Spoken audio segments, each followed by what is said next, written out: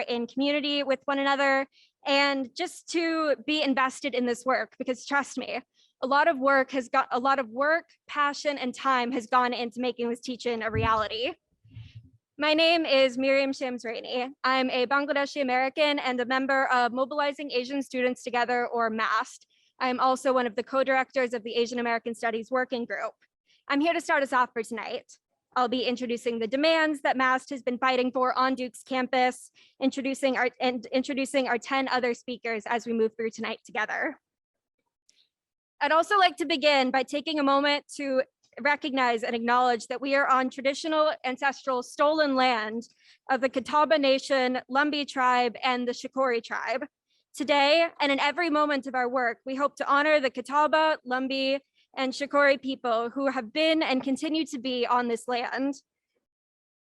The ability to hold this teach-in in Durham and at Duke, the university to whom we make our demands in the first place, is predicated on the dispossession and the genocide of the indigenous peoples who have lived and continue to live with this land. We'll never be free until we decolonize. And that's something I invite you all to continue to work through daily as we organize and continue to advocate for the Asian and Asian American student demands within this university.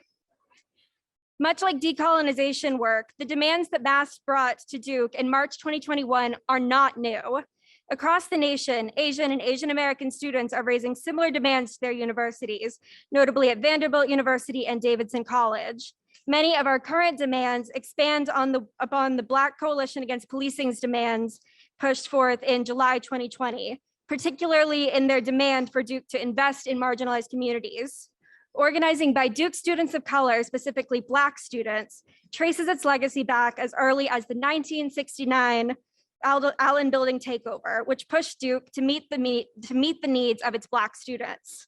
Today, MAST demands exist in conversation and in solidarity with the Native American Students Association's recently released demands for a cultural center specific to Indigenous students, reparations for Duke's historical roles in the atrocities of quote unquote residential schools for Indigenous children, and more. Although some of these demands have been granted or at least entertained by the university, the frustrations and the exhaustion of marginalized students have been ignored or swept under the rug or waited out until students graduate and the pressure dies off. We don't want these demands to be reiterated every few years with no accountability from Duke. We want Duke to take action. We want Duke to care for its Asian and Asian American students, its Black students, its Indigenous students, its queer students, its workers, and everyone else that this institution systemically cast to the side or to the literal basement of the student center. In March 2021, MAST demanded 4 things. We demanded Duke maintain its agreement to establish an Asian American and Diaspora Studies program, as well as a larger ethnic studies department. 2, to provide a cultural center for students of color that has appropriate mental health resources and that supports its staff. 3, to revisit past demands for Asian American ethnic group data disaggregation in 2020 that were largely ignored. And 4, to establish a hate and bias policy that has been echoed by student activists for almost a decade. I'll talk through each of these briefly. Regarding ethnic studies, since 2003, Asian and Asian American students have been demanding that Duke institutionalize an ethnic studies department or center, and these demands have been reiterated multiple times since. While we celebrate the creation of the Asian American Diaspora Studies program in 2018, and we welcome recent faculty hires in this program and in Indigenous studies, these measures are not enough. We continue to lack institutional support of Asian American studies, Latinx studies, Indigenous studies, despite student, faculty, and staff petitions and demands for implementation. Duke fails time and time again to ensure its students of color and minority students are institutionally included in all academic and social settings. Namely, Duke fails to seriously invest in ensuring the ethnic studies departments that explore the histories and reality of people of color, both in the US and in the wider world, are treated as critical sources of knowledge. Regarding cultural centers, following crises of any level, campus level, local, national, Duke constantly points students to seek support and resources from student-facing identity and cultural centers, such as the Center for Multicultural Affairs, Center for Sexual and Gender Diversity, Center for Muslim Life. Yet these spaces continue to be vastly underfunded, and the student coordinators that interact with most students tend to be greatly overworked, under-resourced, and underpaid. We continue to demand cultural centers that help marginalized students survive at this institution. With Asian and Asian American students making up more than 20% of the undergraduate population, the AAPI base in the CMA, in the basement of the Bryan Center, which is maybe the size of my dorm common room, is nowhere near enough space to create necessary community among Asian and Asian American students. It's nowhere near enough space to hold all of the things that marginalized students need to feel supported by this institution. We demand cultural centers that meet the needs of students without exploiting the unsustainable labor of student organizers and staff. Regarding data disaggregation, there's more. At Duke, all Asian American Pacific Islander students are lumped together in one category in admissions data. However, aggregating AAPI data reinforces monolithic stereotypes of Asian Americans and Pacific Islanders and belies differences in class, education status, healthcare access, language proficiency, and so much more between and within different AAPI communities. Asians and Asian Americans are not a monolith in the ways we move through the world, and certainly not in the ways that we move through Duke. By disaggregating student ethnicity data, Duke can better recognize, elevate, and provide for AAPI students, families, organizations, and programming. And as long as Duke's history of hate and bias incidents which is pretty long, calls for systems of accountability from students of color have an equally long history. Asian and Asian American students specifically first demanded a standardized hate and bias policy in 2013 after Kappa Sigma used Asia as a party theme. As we've seen, hateful language and behaviors empower anti-Asian violence. And when the university stays silent and does not provide structures for accountability, they are complicit in that violence. Over 8 years after Asian and Asian American students first called for accountability, with similar demands reiterated in 2015, 2016, and 2018, these demands still go unmet. What will it take for Duke to listen to us? How many times will these demands have to be reiterated before Duke decides that they matter, that its marginalized students matter? We are still here. We are still calling for Duke to take these demands and the needs of its marginalized students seriously. And we as MAST hope that we are the last people to have to do so. We hope that if we are loud enough and hard enough to ignore, especially during graduation weekend, maybe we'll finally be heard. We thank you for hearing us and our speakers out this evening. And without any further ado, I hope that you'll give a warm welcome to our first guest speaker, Maryam Arain from the Center for Muslim Life. Hey, y'all. Can you hear me? We're good? Okay, thank you first to everybody and to Miriam for that beautiful opening. I'm gonna lead us through a breathing exercise a little bit later to try to ground us in this space together. My name is Maryam. I also go by Mar. I use she and they pronouns. And like Miriam said, I work at the Center for Muslim Life. Again, I want to uplift the land acknowledgement that Miriam gave us and take a moment to highlight the Native student demands for a physical space on this campus that is on stolen land. I want to say that we are so lucky. We are so lucky to have the opportunity to live in a moment in Duke's history where there are direct demands coming from Indigenous and Native students that we can support. So we are lucky and we are humbled and we are excited to hear from NASA today about what their demands are. I read on Twitter recently something that really resonated with me. It said, it's difficult when people view your politics as hard or harsh, when in reality, they come from the softest part of yourself, the part of yourself that just wants everyone to be okay. I want to let all of you know, and all of the student activists at Duke know, that I see the softness and generosity at the core of the work that you're doing, that I see that all y'all want is to take care of yourselves and one another. And most importantly, truly, that y'all want to take care of people you haven't even met before, which is true solidarity. You want to take care of future students at Duke.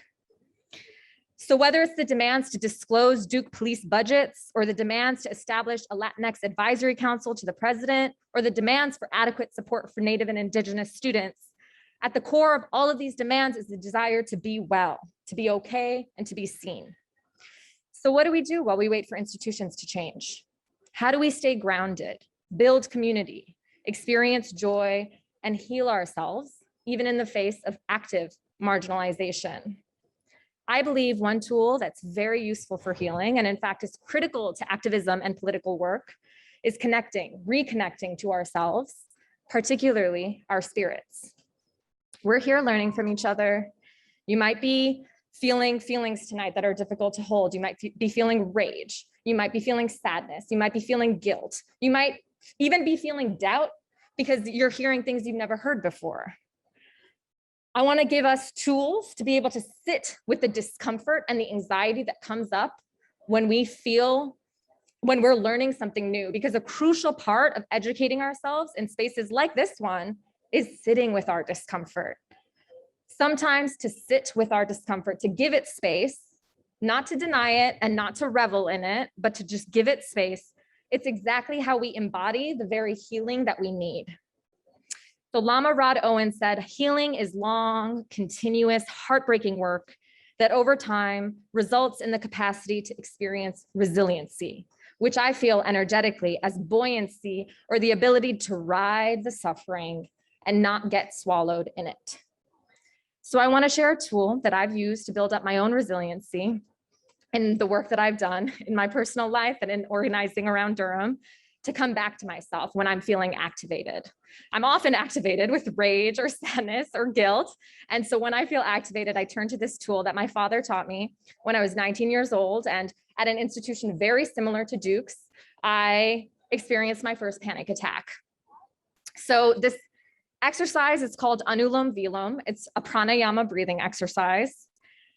I'm going to show you how to do it first, and then I'm going to talk you all through doing it.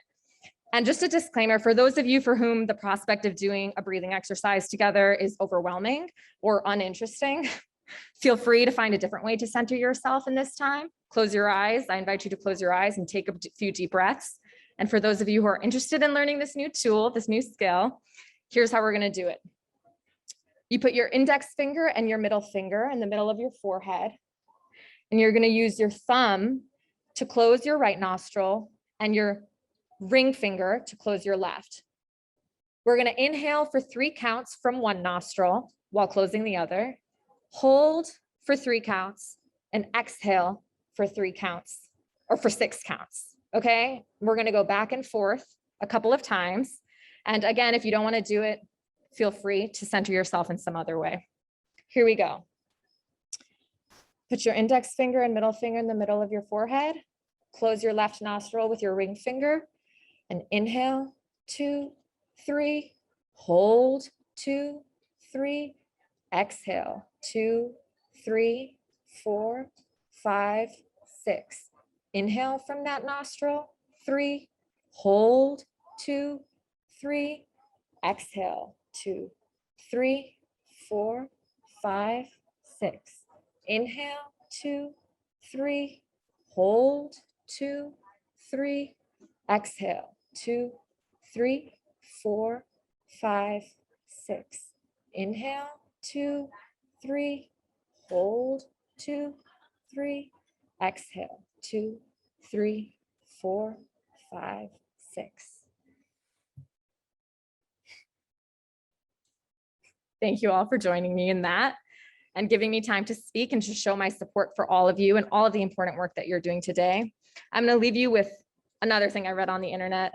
I spent a lot of time on the internet, like many of you, I'm sure. Some people want to see you stay in your trauma. They want to dysregulate you so you do not feel empowered to create a better world. So tend to your own heart, tend to your spirit and your body when you need to. Your wellness keeps your soul rooted, your vision and mind sharp, and your vessel clear for healing. Stay the course. Be a keeper of the visions instead of the pain. Do your inner work for healing. Bring harmony and balance to the ways that you live. Thank you all.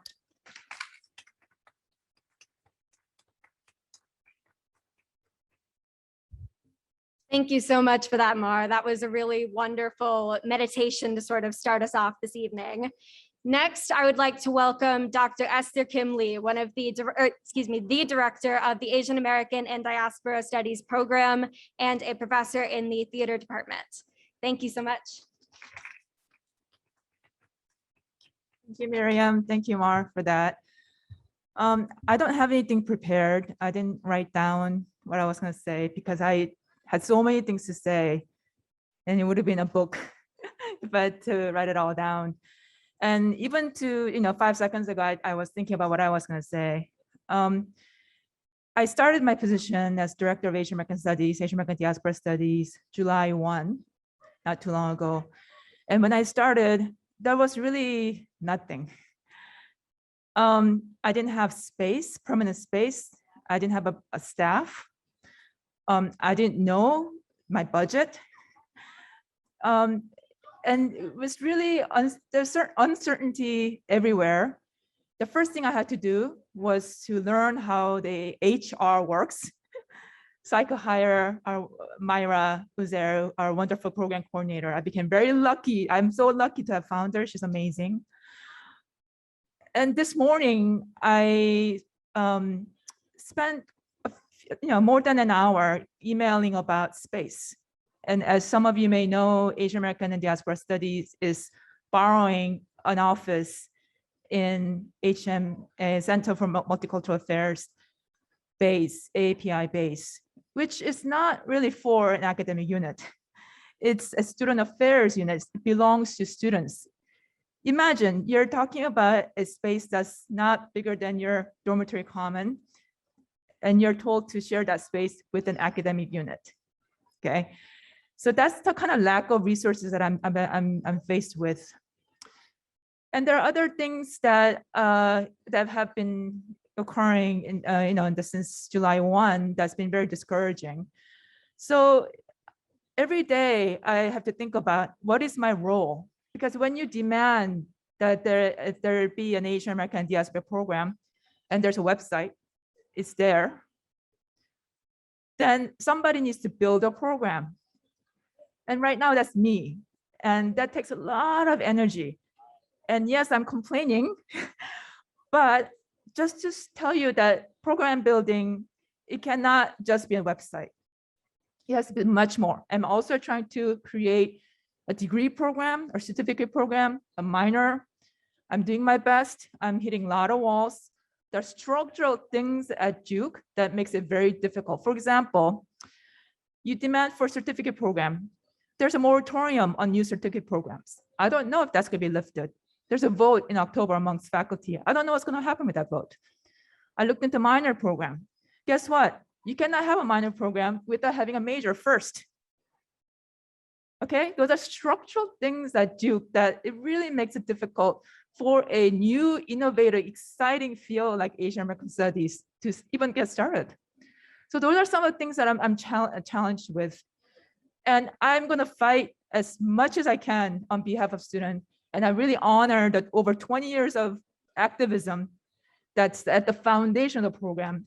And I'm going to really use every ounce of energy that I have to build a program.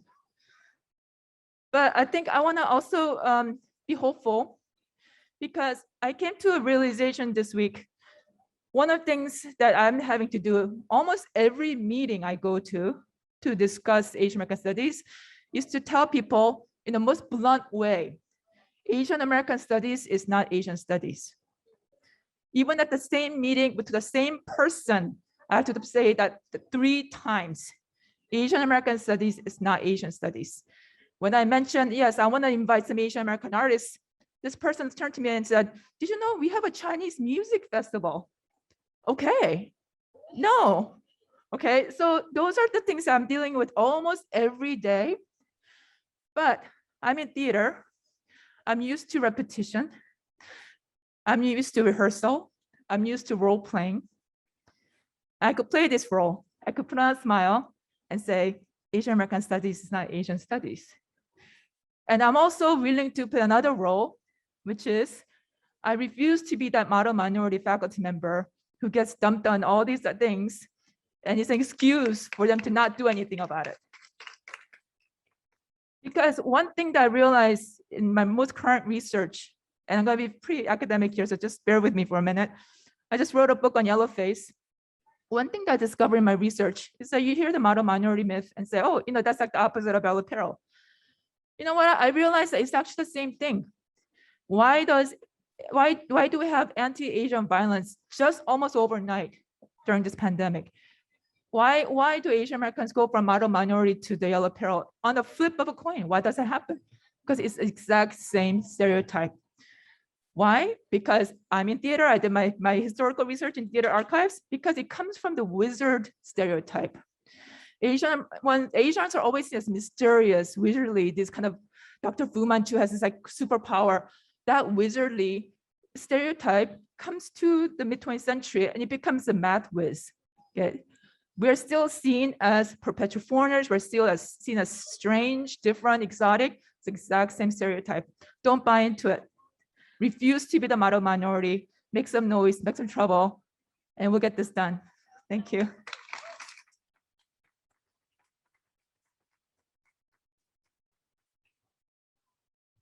Thank you so much. Well, hopefully there won't be too much repetition in our speeches tonight, and hopefully we won't have to keep repeating ourselves to the university for too much longer. Next, I'd like to welcome one of our new professors in the Asian American and Diaspora Studies program, who's also housed in the history department and has a strong history of organizing at Stanford. I'd like to welcome Dr. Calvin Cheung-Miaw to come speak.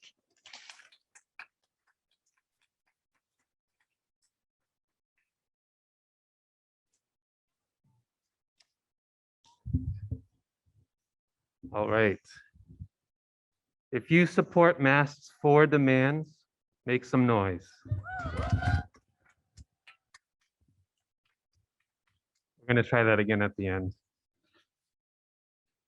I want to thank the students for creating the space and inviting faculty to participate. I'm a historian, so I thought I'd start with a little bit of history about Asian American studies at Stanford. The story starts on May 15th, 1989. At 7:40 a.m., a student opened the window to the president's office building. One by one, students climbed inside, and within minutes, there were over 60. They brought with them ropes, chains, and 2x4s. Using those objects, they barricaded themselves inside the administration's building.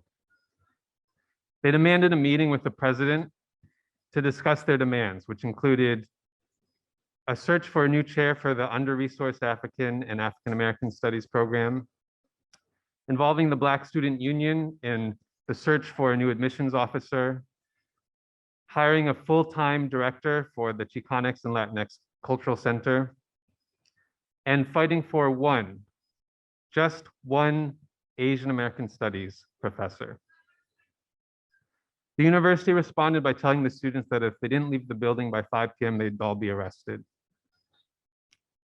The students were surprised. They thought they would probably stay in the building for a week or 9 days negotiating with the administration. Many of them had brought books and other materials to do their homework and study for exams. Outside the building, protesters gathered to support the people inside. By 5 p.m., however, the police had broken through those lines and had entered the building. As they loaded students into the sheriff's bus, the protesters surrounded the bus with 3 cars, bicycles, and trash bins to prevent the bus from leaving. Eventually, though, the bus made its way out with over 50 students that they had arrested. Those students were all threatened with expulsion and spent the next year fighting to stay at Stanford and to be able to graduate. But over the next year, the university included the Black Student Union in a search for a new admissions officer, hired a full-time Chicanx and Latinx Cultural Center director, and hired not just 1, but 2 Asian American Studies professors. The historian that they hired was the person that trained me. So why do I share this story? It's not to tell you to adopt the tactics that were appropriate at a different place or time and at a different institution. And it's not to glorify the militant direct action that those students took, because To be quite honest, when those students were fighting expulsion, I don't think any of them felt very glorious.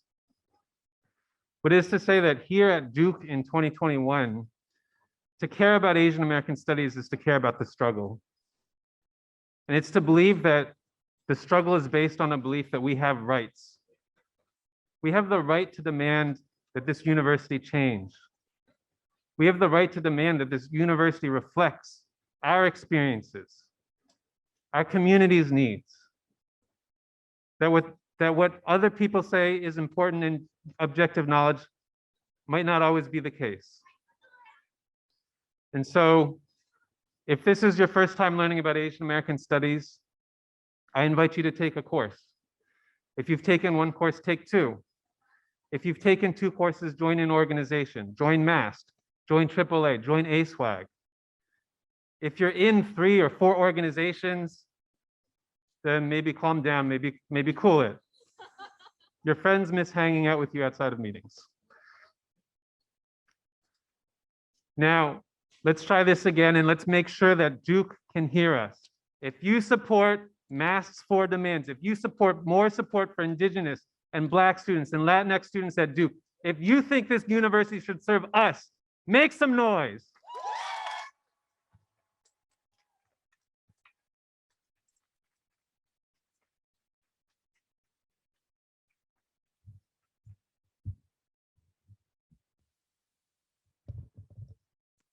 I'm sure I gotta lower the mic after people talk, but I also don't know how I can follow that up anyway. Thank you so much, Calvin. That was fantastic. Next, I would like to welcome one of our former assistant directors of the Center for Multicultural Affairs. I'd like to welcome Elmer Orellana to talk about his experiences at Duke and the ways in which the cultural centers at Duke are still not supported.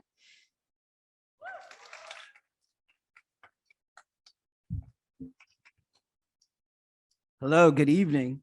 Thank you for inviting me back to this institution. I literally left last week. This has not even been a week and I'm back. But I want to honor all of the sacrifices and labors that you all students do to make sure that this university hears you and knows that we're still here and we're not going anywhere. We've always been here, right? From taking advantage of Indigenous land, from Black and brown bodies building this institution. We have always been here and we will continue to be here. It is institutions like Duke University's responsibility to grapple and rectify its complex history with racially and ethnically marginalized students. Students' grassroots advocacy efforts have been instrumental in the creation of cultural and ethnic centers. The first cultural centers to be formed were the result of action, agitation, and awareness from Black student activists in the 60s. Here we are today, roughly 61 years apart, demanding for these institutions to care about us and give us the sense of belonging that we deserve. Cultural and ethnic centers are paramount in increasing the sense of belonging for our students and staff. They are spaces where you can be your whole self without having to shapeshift to the dominant norms of these historically wide institutions.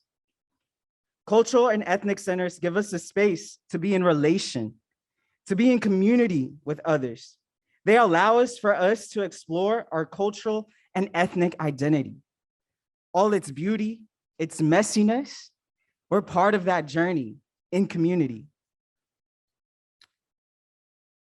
It also allows us to tap into the beauty of our roots and our ancestors. Our ancestors are always riding with us, right?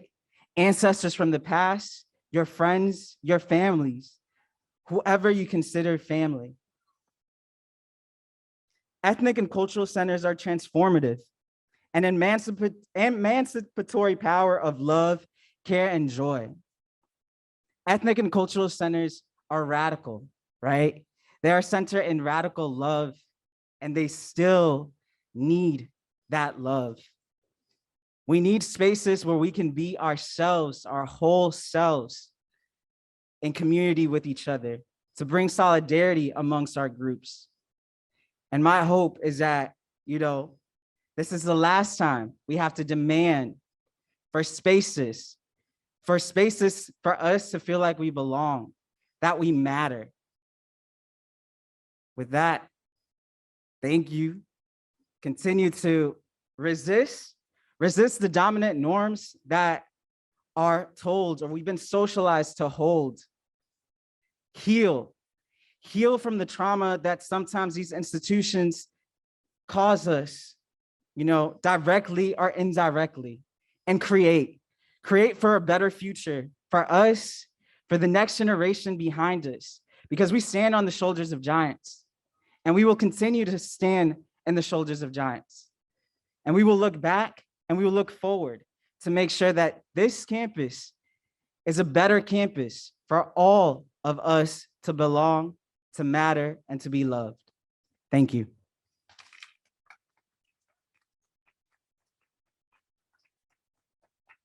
Thank you, Elmer. And thank you so much for the work that you did at the Center for Multicultural Affairs. We miss you, but I hope that you are finding millions of amazing opportunities elsewhere.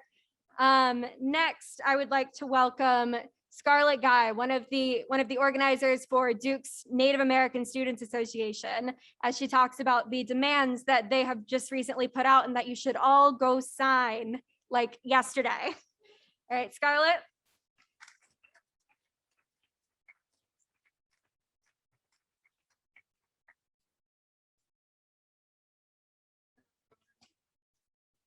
I'm gonna pull up my notes first. Shio Nagada, Gigage Dagwado, Titsalagino Leani Wodahitsuneo. So my name is Scarlett. I am a citizen of the Eastern Band of Cherokee, which is located in Western North Carolina. And I grew up on the Koala boundary in Western North Carolina. I am the current president of the Duke Native American Student Alliance, and I am the vice president of the new chapter of Alpha Pi Omega, which is a Native American sorority. And I hope I don't go over my time limit because I have a lot to say. Thanks. So first, I would also like to do a land acknowledgement.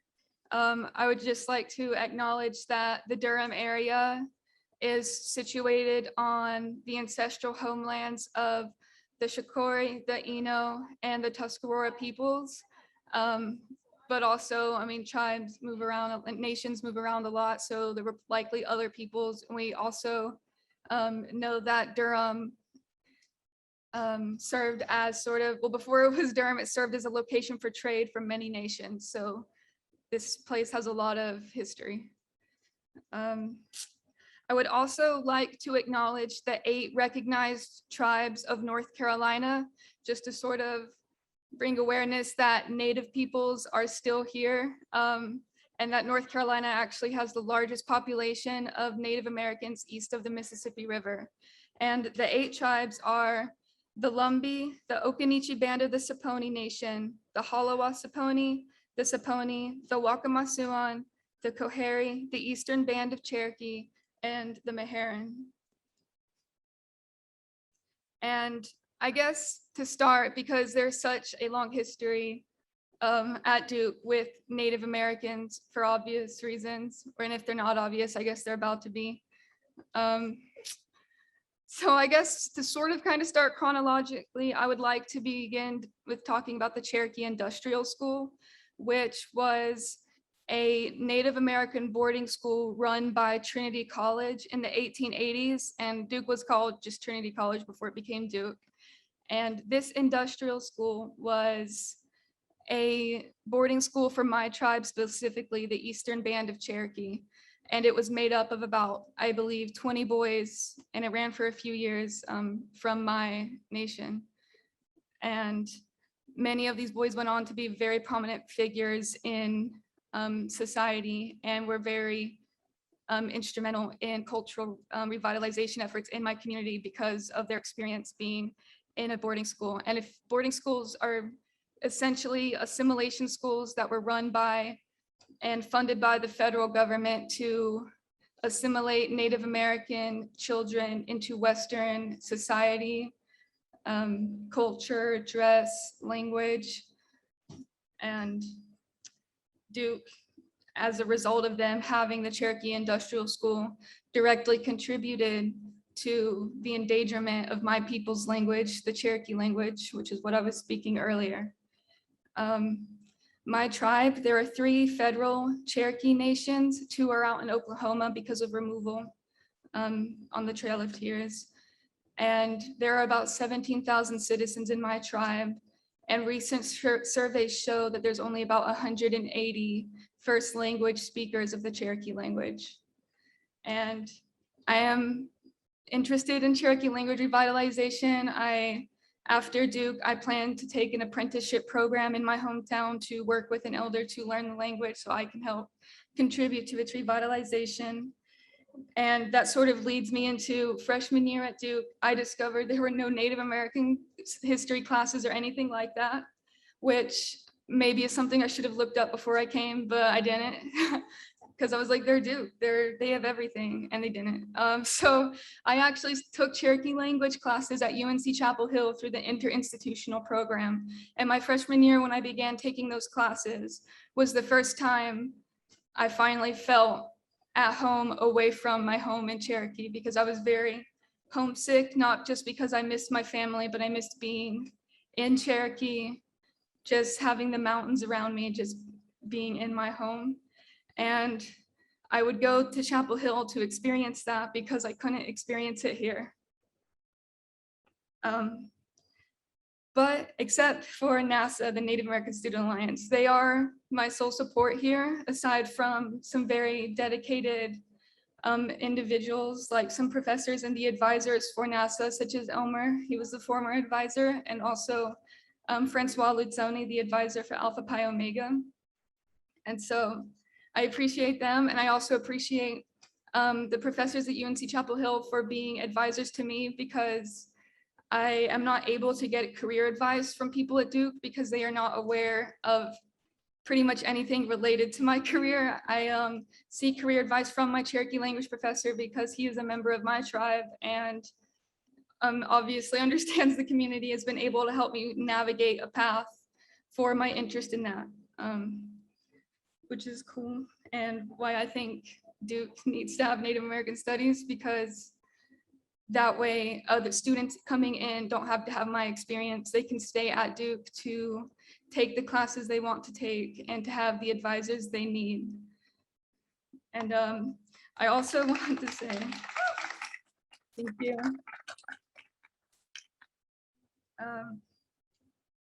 Let's see. I went off script, so now I'm confused, like where I go next. Oh yeah, I guess I was trying to do chronological order. So we started with the industrial school, and a lot more has happened since then, but now I'll sort of start with what was going on with my time at Duke. Like I said, my freshman year, I was taking Cherokee language classes. And then when I was here as a freshman, the Native American Student Alliance we are one of the big 5 cultural groups, and we were one of the only big 5 to not have a dedicated space in the Center for Multicultural Affairs. We didn't even have our own room. I believe we were sharing it with 2 other groups at the time. And so advocacy had been going on for years to get our own space. And it was only, I believe, in the spring of 2019, we had a visiting professor named Professor Myron Dewey, who's Indigenous, teaching a class at the Documentary Studies Department. And he was really that faculty support that we needed to get a space obtained, because it had been promised to us but was never actually given to us. And that space is the former CMA Annex, and it is now called Waketh, which means home in Carolina Algonquin. And one thing I would like to say about Waketh is, even though we are extremely grateful and so happy to have a space finally for us, there are sort of issues with it. Even though it is our space, we often have difficulty holding events in that space because people are able to reserve it, or people just aren't respecting the space. We have people making messes and not cleaning them up. We have people moving items that we have placed in there, such items of cultural significance and other things like decorations. And so there are issues with that. And we also sort of have an issue with it being our space, but not something that we can completely utilize because other people are able to reserve it. So we sometimes have issues holding events, or we have people just not being respectful of it in general. Like the other week, I was in there with my partner on a weekend, and a couple people were in there and they had not reserved it, which is, fine. I had come in and said, oh, had you reserved this? Because I didn't want to bug them if they had, and they said no. But they said, but can you keep it down, please? And I was, because they were studying. And that sort of just rubbed me the wrong way, because this is the native space. There are so many study spaces on Duke's campus, but only one room for Native students. And that was just upsetting to hear.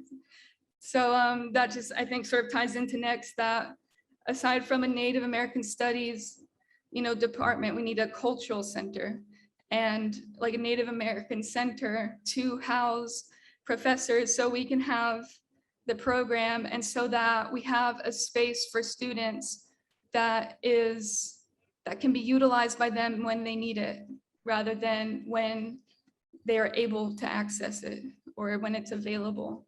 And we need the space, we need the center for more reasons than for faculty. If we can have faculty, we can have the advising, and we can help build a system of support for Native students, because right now that is lacking.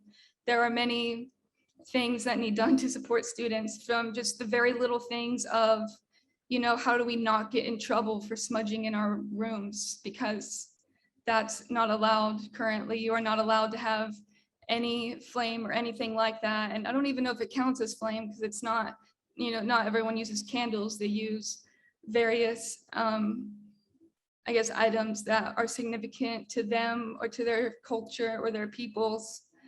And if we were to do that in one of our rooms, we would get sent to student conduct, and we would have to fight just for what I see as just religious freedom.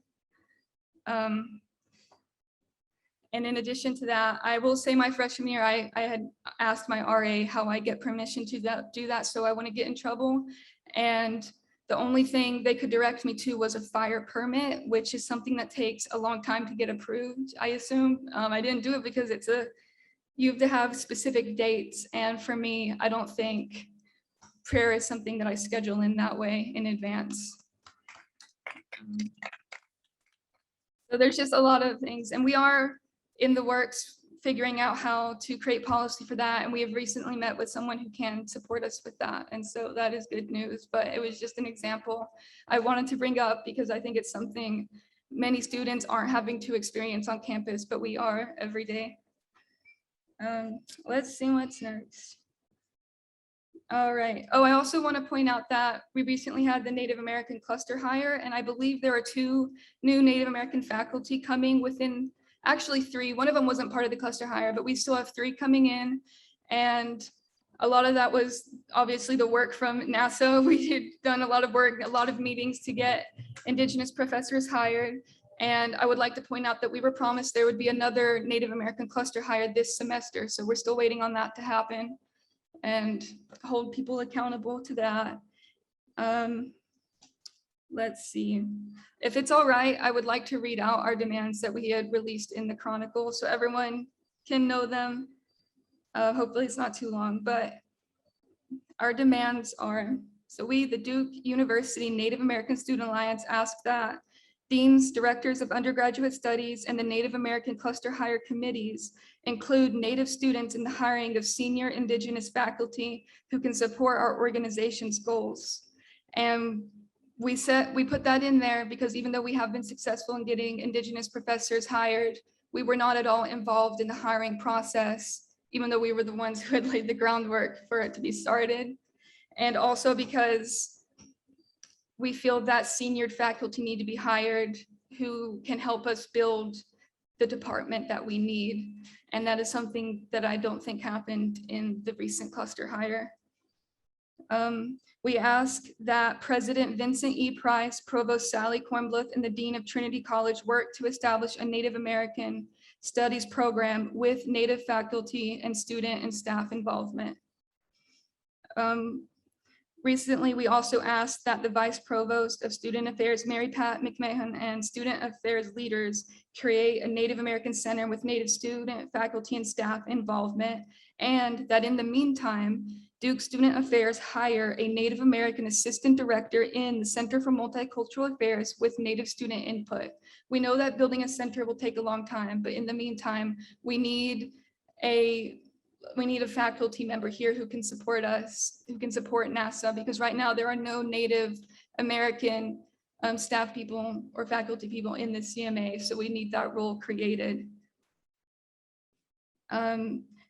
The deans of Duke University and the Office for Institutional Equity adopt a land acknowledgement currently being drafted by NASA students and a land acknowledgement committee and distributed to faculty for class syllabi. And so we actually have been in discussion with OIE about that.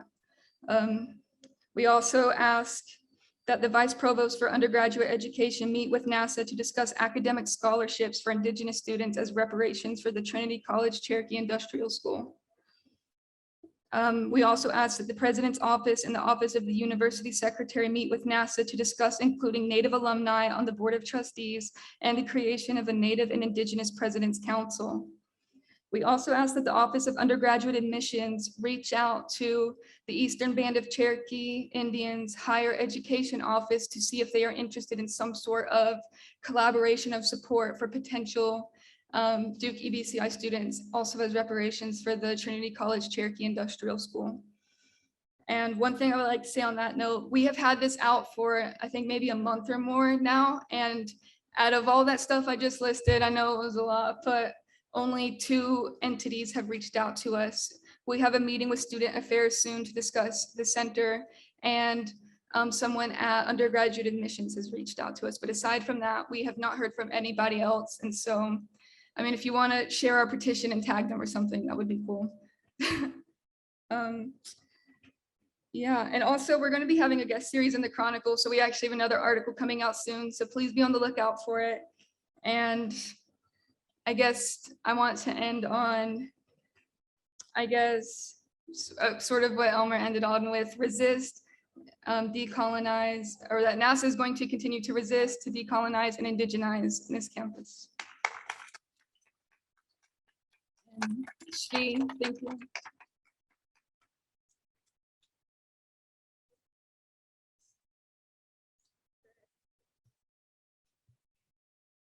Thank you so much, Scarlett.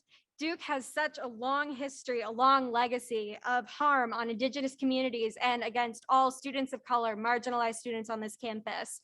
Indigenous students should never have to go to another university to find classes that are relevant to them, relevant to their language, should never have to struggle to find space to feel represented, to feel heard on this campus. That should never be the reality for any marginalized students anywhere, and especially at Duke. We demand better. Next, I'd like to bring up somebody who has a legacy of bringing these changes about, of fighting for these changes before I was even at Duke, before many of us were ever at Duke. I'd like to bring forward Ziya Joy, an organizer who is in the class of 2020, who is supposed to be being recognized at graduation this weekend, and is here to speak to us a little bit about their experiences. Ziya?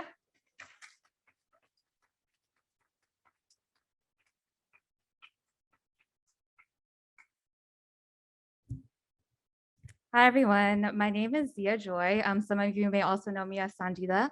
I'm in the class of 2020. I'll be back later on campus this weekend for my long-awaited commencement.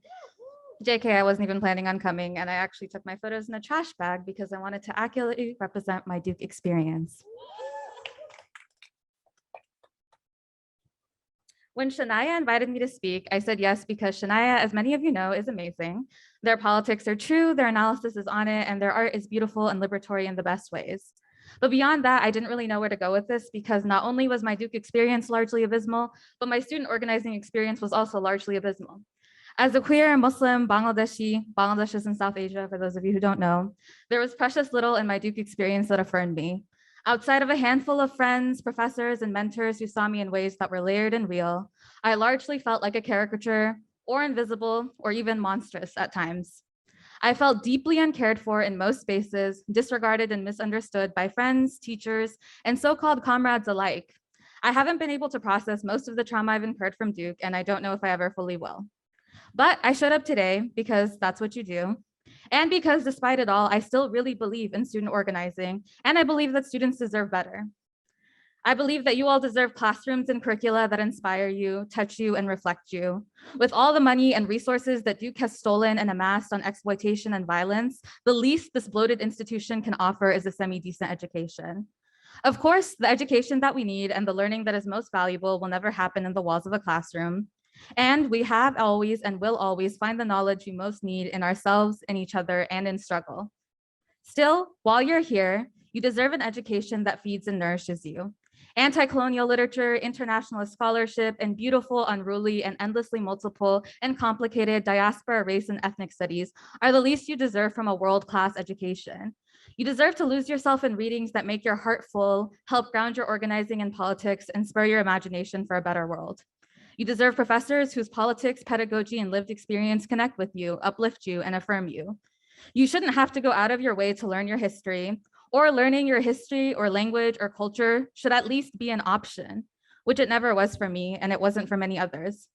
You should be able to explore geopolitics without the extreme bias of American imperialism, white supremacy, and Eurocentrism, which plagues so many of our departments. Looking at you, poli-sci. We need classes that attend to the brutality of settler colonialism and American imperialism and colonization in order to not only make sense of the world we live in, but to also affirm the realities of what we, our people, and our ancestors survived and continue to survive. And to be blunt, none of us need a white professor to teach us how our people were colonized. It's simply not necessary. Hire Black, Indigenous, Brown, Asian, Middle Eastern, and Latina professors, and for the love of God, give them tenure. So many of my friends lost their scholarly mentors because Duke ran them off. Duke underpays its faculty of color, treats them like shit, and makes their lives miserable. Similarly, Duke antagonizes its student organizers, gaslights its students of color, and refuses to meet the most basic of student demands. Folks have been making the same demands for decades, and it's not that Duke is unaware of these demands or lacks the resources to meet them, but Duke believes in its longevity and its ability to outweigh its students' organizers. Duke relies on institutional memory to fade, for organizers to graduate, or to have to deal with mental health crises or family crises or just exams. Duke hopes that either you'll burn out or graduate, but either way, you won't be its problem anymore.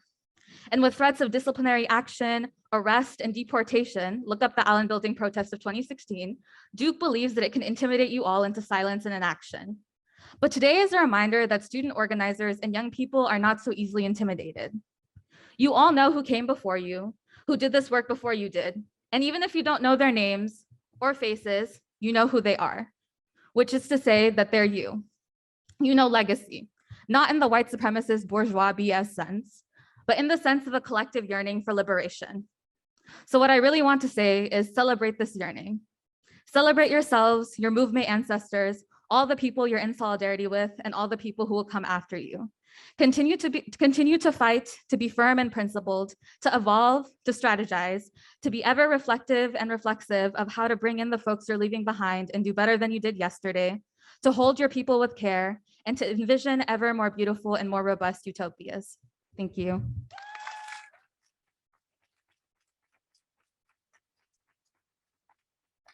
Thank you so much, Ziya. Also, thank you for explaining where Bangladesh is, because to be honest, I couldn't bring myself to do it. Next, I'd like to have us hear from the president of Gente. Gente is one of Duke's Latinx student associations, and they've been pushing for, much like the Asian students have, much like Black students, Indigenous students, pushing for a lot of the same demands for years and years and years. Sebastian, would you like to come speak?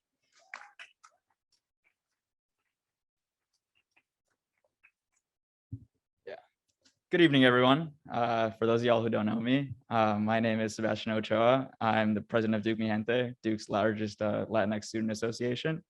I wanted to thank Shania and MAST for organizing this great event and inviting me to speak. One of the reasons we've gathered here today is to talk about space. The Latinx, AAPI, and Native communities have many parallels in that regard. Despite making up over a combined 30% of the population, our current cultural spaces, La Casa, Base, and Waketh, are hidden away in the basement of the Bryan Center. Sorry for repeating that.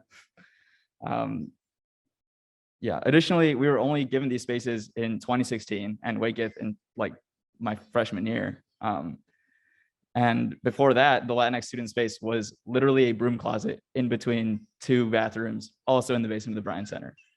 In the past few years, there's been a large influx of new Latinx student organizations, Latinx Business Organization, Duke por Colombia, Latinx Women's Alliance, and also DSG's Latinx Caucus.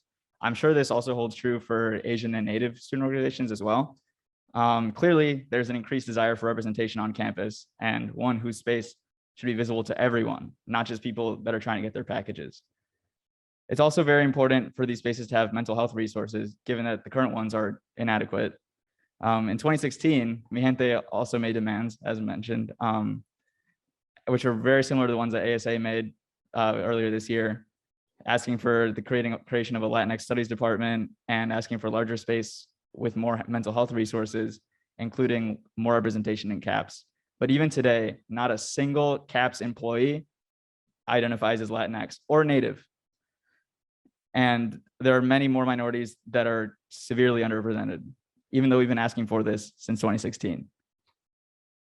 Having counselors who demonstrate cultural competency is crucial to the proper care of our students of color, especially during these periods of racial tension that we've experienced over the past couple of years. And I wanted to finish by saying that Mi Gente and the Latinx community wholeheartedly supports the Asian and Native student demands. And we're really excited at the idea of building a strong coalition to advocate for our needs together. Thank you.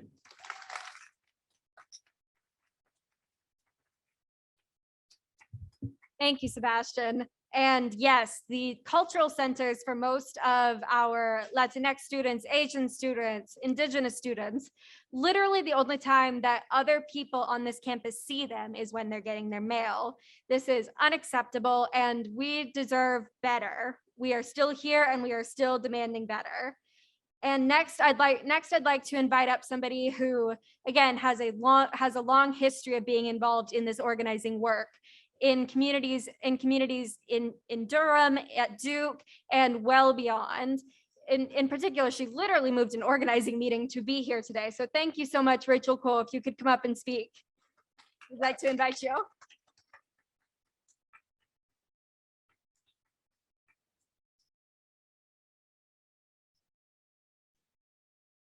Hi all, it's so nice to be here with you this evening and feel and be in community with all of this energy. I'm here to really think about this question of usefulness, because I think as somebody who has found ethnic studies and these spaces to be such an intellectual and political home throughout a lot of my time, both as an undergraduate and then graduate student, being told that the classes that I was taking in ethnic studies weren't useful, right? They were like, well, what will you do after? And I'm somebody who spends a lot of time thinking about technology, and I found ethnic studies and all the robustness and the ways, right, like that, this long legacy of thinking about questions of race making, of empire, of imperialism, of power and difference, being so central to a lot of the really pressing political questions that we have today, right? And I think it's through ethnic studies and these questions, right, of like the kind of long legacy of carceral technologies being rooted in settler colonialism and the Indian reservation, right, that now in these really ongoing conversations, right, about like the ways that we need to update our technologies because they're like biased against, right, like against people of color, to be able to turn that question to be actually like, let's stop investing in technologies and stop investing in police systems, right? And that's learnings like from ethnic studies to bring into these spaces that are impactful. And I've been thinking a lot about my early time as a graduate student, and we were creating these syllabi in these communications and technologies classes, and I made one. And I was told by the professor at that time, right, that they were like, well, your syllabus has like a lot of like people of color, a lot of feminist theory. It might actually be better suited in an ethnic studies space versus this department. And I think that stuck with me for a long time, right, of like the ways that I think forms of knowledge production that has also been rooted in these colonial and racialized systems, right? And in the dispossession and exclusion of people, right? And built themselves like on top, right? Of excluding people, now continue to do the same to say like what is useful or what is not, what is relevant and what is not. And so I think being in this space, and I think the kind of momentum, right, of organizing and demanding these spaces to know how pressing the intellectual and political questions that emerge from a field of study that is not neutral and is politically committed to liberation is so important, especially like in these moments when we're thinking about what's happening with technology, what's happening with politics, what's happening on these platforms, and the ways that often the solutions in these spaces are to continue to erase race, right? Like you hear things like, oh, we'll be more digitally inclusive, or we'll just like hire more people of color at like Airbnb and Facebook without actually getting to the root of the ways that these platforms are continuing to gentrify and displace people and to be tied up into like military contracts and things like that. And so for me, I think all of the courses, all of the different learnings and communities that are built in ethnic studies spaces and all of that organizing, it is so useful, it's so important. And I think those are the kinds of conversations that need to be happening, especially in spaces that are over-resourced, that are now trying to think about questions of power for the first time, but there's such a long and important legacy. So I'm really excited for the momentum and for you all to know, right, like that there's such a significance, importance, and application of this theorizing that comes from the ground up and from the bottom up. So really excited, and thank you everyone who has organized for these spaces to happen here at Duke.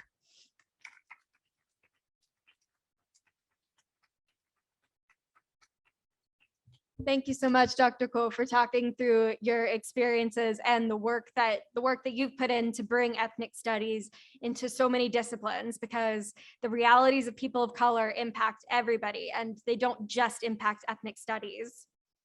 The next person that we'll be having speak is, speaking of bringing ethnic studies into departments that are only somewhat related, I want to bring up Dr. Anna Storti, who is both a member of the Asian American Diaspora Studies program, one of the new hires, and is also a part of the Gender, Sexuality, and Feminist Studies program here at Duke.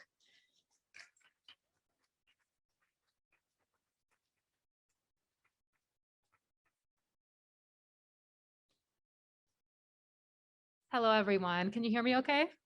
Yes. Well, first of all, I'd like to thank MAST for the invitation, and to everyone who's been organizing this amazing event. It really is such an honor to be here, particularly because I'm new. And so for those who don't know me again, my name is Anna Storti, and I'm an assistant professor at Gender, Sexuality, and Feminist Studies.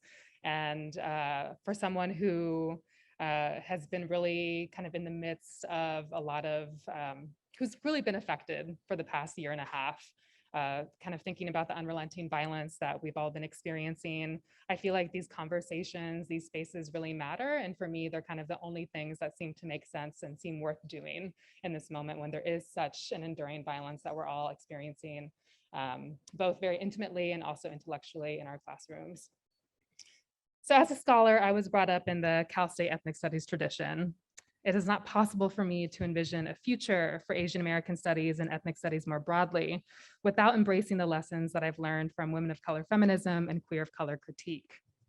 That said, it is also not possible for feminist and queer studies to be meaningful without taking seriously studies of race, empire, and settler colonialism. Some call this interdisciplinary thought. Critical theorist Candace Chu might call it critical promiscuity. I like to think of it as reimagining everything, to harken back to the great Grace Lee Boggs. Oftentimes, our entry points into ethnic studies are through our experiences, and of course they are. We need to see ourselves.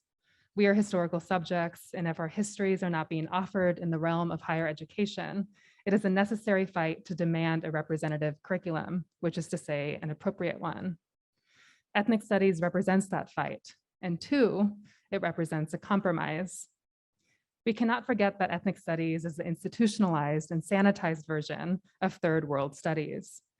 To remember the history of the Third World Liberation Front is to remember that what we call Asian American studies and ethnic studies is much more than the study of situating our histories within historical conditions. It's much more than ourselves. Asian American Studies is a global, comparative, and relational study challenged to situate racial formation and racial difference in the United States and within the larger context of colonialism, global migration, and empire. What I find most exciting about this work are the efforts to move beyond the project of self-representation, efforts that are happening here, and moving towards thinking about collective social transformation. To me, ethnic studies and Asian American studies are one way to tell the story of the human condition. And this requires us to think relationally. So for example, the first time Chinese people appeared before the United States Supreme Court was in the year 1875, in the case of the 22 lewd Chinese women, a terrible title. This centered on a group of young women who were denied entry into the US at the port of San Francisco, precisely because the people working there assumed that they were sex workers. Also that year, the Civil Rights Act of 1875 was approved by Congress, guaranteeing equal rights to Black Americans for things like jury duty. The Supreme Court struck down that law 8 years later in 1883. This was the Reconstruction era of the United States, also 45 years after Duke was founded. And at that time, especially in the South, lynchings were frequent. These numbers are devastating. Again, in 1875, the US passed the Page Act, which was the first restrictive federal immigration law in the United States, effectively prohibiting the entry of Chinese women into the United States and foreshadowing the more comprehensive and strict Chinese Exclusion Act of 1882. The shortcoming of just focusing on Asian Americans in history is not seeing how the subjugation of all people of color overlap. Thinking relationally is not easy, but it is a crucial step in solidarity.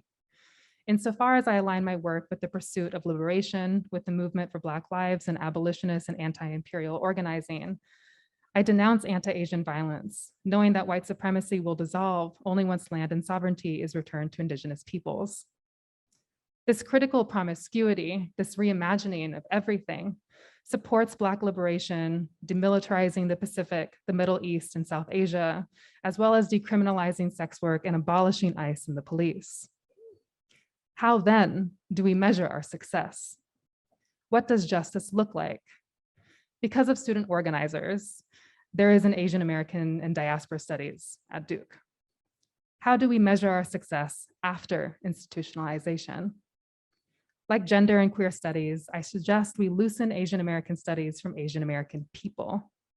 In doing so, we get to analyze the material conditions that shape Asian life and the lives of all. Thus, we encounter the many ways people of color profoundly challenge power and the dislocation it produces. A word I use a lot in my research is disavowal, which means a denial or a forgetting. We are asked often to pursue progress in ways that disavow the entrenched legacies of war, slavery, and dispossession. We oftentimes embody progress just by being here. How can we study Asian America in a way that thinks against disavowal? We must recall the past in order to make a less harmful present. Inclusion is a very seductive affair, but I believe reimagining everything, which is to say abolition, is the only way forward in order to have a world without the pervasive violence that we see today. A first step for me is familiarizing ourselves with structural change models like transformative justice, which is a political and practical framework for responding to violence and abuse. Harm reduction is a vital tenet of transformative justice. And again, I feel like if we ask ourselves questions like, how might we lessen the harm that pervades in our communities in ways that do not rely on the police or on ICE or on prisons or the criminal legal system, while we also nourish the very things that prevent violence, like healing and safety for all. AADS is reimagining everything. It is about a reorientation, moving from the individual towards the collective, caring for ourselves and each other along the way. Thank you.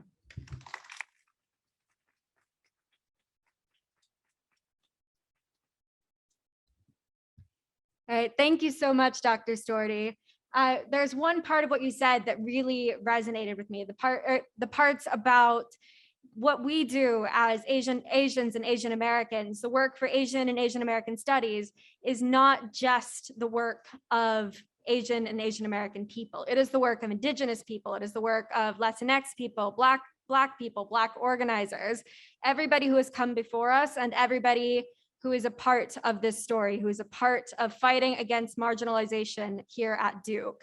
We have one more speaker tonight.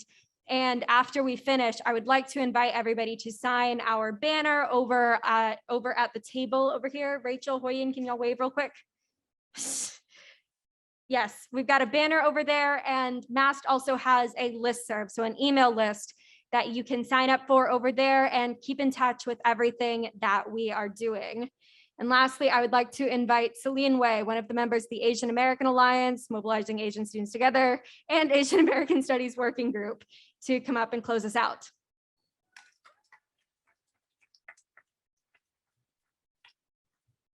Hey folks, I thought I was really smart by printing this out so my phone wouldn't die on me, but then it got dark. So I really was not thinking too hard today, but it is okay.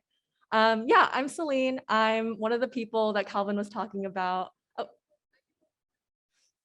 totally, I have really good night vision, and like Bayou Blue is offering some really great lighting right now. So, but yeah, I was one of the people that Calvin was talking about when I probably should see my friends more instead of doing all this work, but you know, it really feels like the only real thing during these times. Thanks for coming out in support of ethnic studies and cultural centers. I'll be closing this out, but I wanted to show appreciation for all the wonderful people who have spoken today. We want to just give them a round of applause. It's so nourishing and so grounding during midterm season to just hear about this stuff. I'll mostly speak to the nuances and contexts that often get missed in the fight for ethnic studies and cultural centers and around the entire project of inclusion. A few years back, we held a photo campaign called Duke Doesn't Teach Me, highlighting the gaps in our education, the lack of ethnic studies, and specifically Asian American studies at Duke. Now, though, a question that we found ourselves asking is, what will Duke never teach me? What issues are inconvenient for Duke to teach? What events will never be included in the Karsh Center's timeline? What is ignored in the opposition to Duke's profit motive, to their prestige chasing, and to the molding of Duke students into the model worker? Recently, I revisited Black Study, Black Struggle by Robin D.G. Kelley with a group of other students. Despite being written in 2016, now more than 5 years ago, the same lessons resonate with us today. Issues of reform versus revolution, the recent co-option of the phrase anti-racist, and the siloing between different affinity groups, between undergraduates and grad students, between students and workers, between Duke and Durham. We can see reform within these projects of multiculturalism, diversity, and inclusion, but when we hire marginalized people into positions without supporting them, when we don't do anything about like a high turnover rate, we're doing them a disservice. Even after the establishment of ethnic studies, a cultural center, there's still work to be done.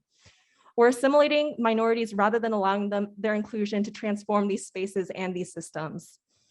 Even more importantly, revisiting the work of Kelley, I've been thinking about how for some of our thought, study, and struggle, there is no place within the university specifically.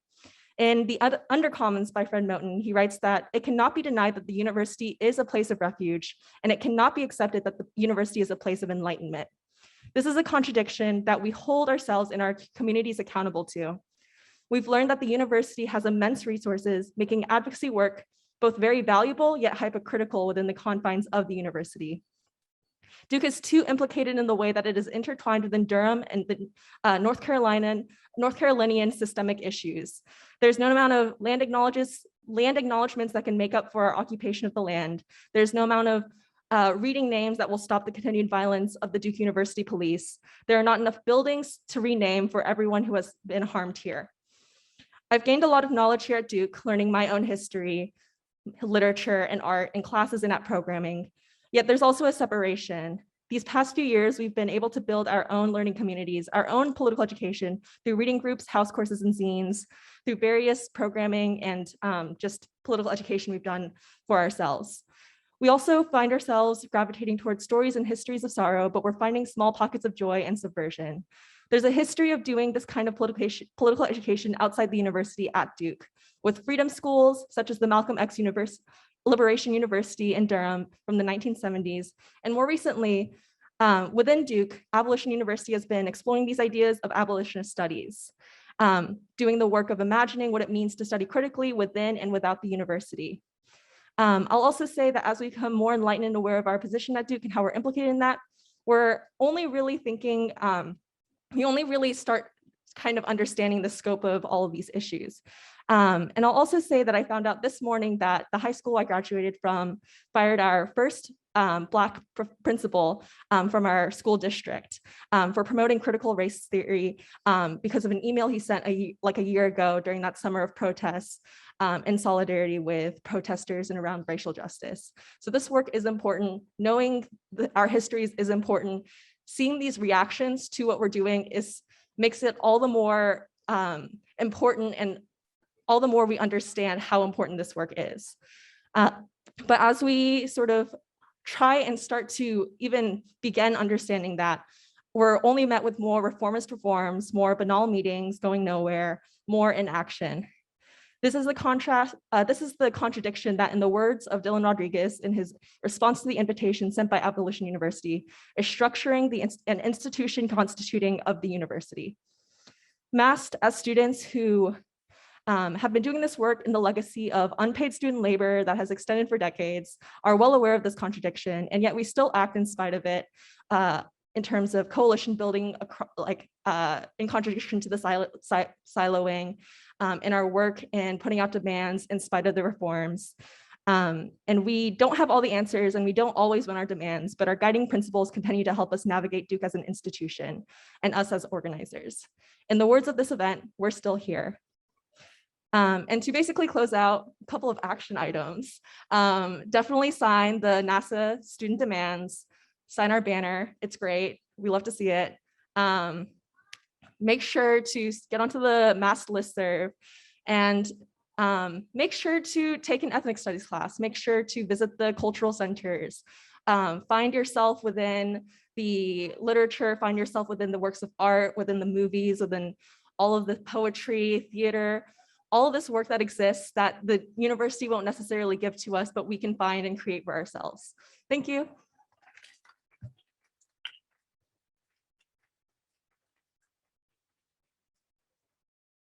Thank you so much, everybody, for coming. Thank you, Celine. Thank you to all of our speakers. Please make sure to sign the banner and join our listserv to keep updated on everything that we are working on. We're still here, and tonight we are done being here. We are going to get off of this plaza.